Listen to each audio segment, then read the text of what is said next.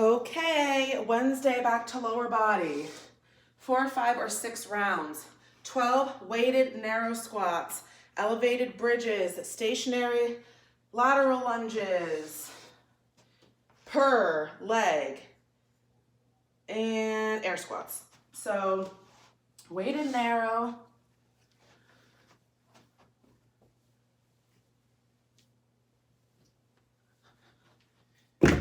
Air.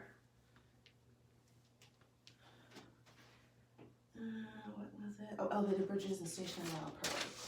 So elevated, you can go up on anything. I have to use this chair here. I don't know if this will hurt my back or not. No, okay. So elevated, just have your feet up. And then stationary laterals per. So 1, 2, 3, and then opposite side. Okay, weighted narrow. So again, we've talked about squats before. This one is a little bit different because, and of course you don't have to use weight, but if you hold the weight, you want to hold it on the outside of your legs because with a narrow squat, your feet are really close together. So normal squat is more like this, sumo is more like this. Narrow, you're pretty close. You're not totally touching, but you're pretty close. You're closer than shoulder width apart, okay? So you're pretty close. Now with this one, because your legs are so close together, you can really only bend so far without leaning forward, okay? So this is what my narrow weighted squat looks like. Okay? So see how I do come forward a little bit, but my back is still straight. It's not like this. It's still straight, but I am tilted forward versus if you're in a regular squat, because really you can only go so low with keeping your back totally upright like that. You have to bend forward because your legs are so close together. So that's okay. Again, like I said, as long as you aren't doing this and you're still up here, it's okay if you lean forward a little bit. And again, you can do that with 0 weight. If you have to do it to the chair, it's gonna be a little bit different because it's not, I mean, it's gonna feel more like a regular squat because you are able to stay upright versus as you saw when I was doing it, I had to kind of come down to here. But obviously if you have to put your full body weight on the chair, you're not gonna come in like this.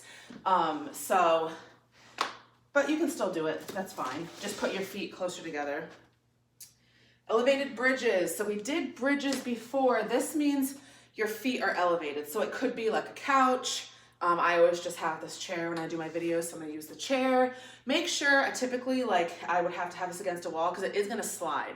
So make sure if you're using something that can move, make sure that's not gonna fly out from underneath your feet because then you'd probably slam your back and it would not be fun. So you're gonna put your feet up on the edge, hands by your side, and you're just gonna squeeze your butt up, push your hips into the air, down. Squeeze, down. So you will feel this one more than a regular bridge because you're also, or at least I can feel it in my hamstrings also a lot more.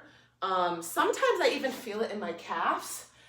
I know my hamstrings are just really sore right now, but whereas when your feet are on the ground, it's more just kind of your butt and maybe the front of your thighs. So that one, the elevated one, you just feel it a little bit more. Stationary lateral lunges. So we talked about laterals because I think we did lateral, deadlift, lateral. So we did talk about these before. Stationary just means that you're not stepping out into it. You're already out. So you have a wide stance with your legs. Your feet are pointed forward for the most part. Your hips are forward, your shoulders, everything is pointed forward.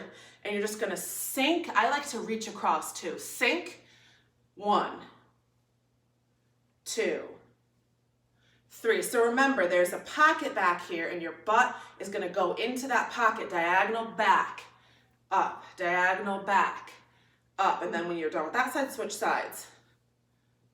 So don't worry too much about the reaching because again, you don't wanna hunch your back, but I just like to do it This is what it looks like from the side. Diagonal back, okay? So you're not just going like side to side like this, okay? It doesn't look like this. It's diagonal back. You're sitting way back into that lunge, okay? And then once you're done with your rounds, you're gonna do between 50 and 100 air squats. If you are somebody who air squats are very easy for you, go ahead and do more. It's just a little kind of finisher.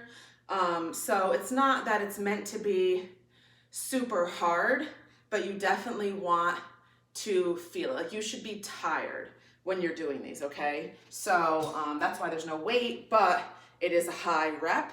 So again, like for me, I would pick 100. I probably could do more. Usually when I'm doing these, I'm just in a rush. But yeah, so if you're somebody who has the time and you're good at them, you can go ahead and do more if you want. That's up to you.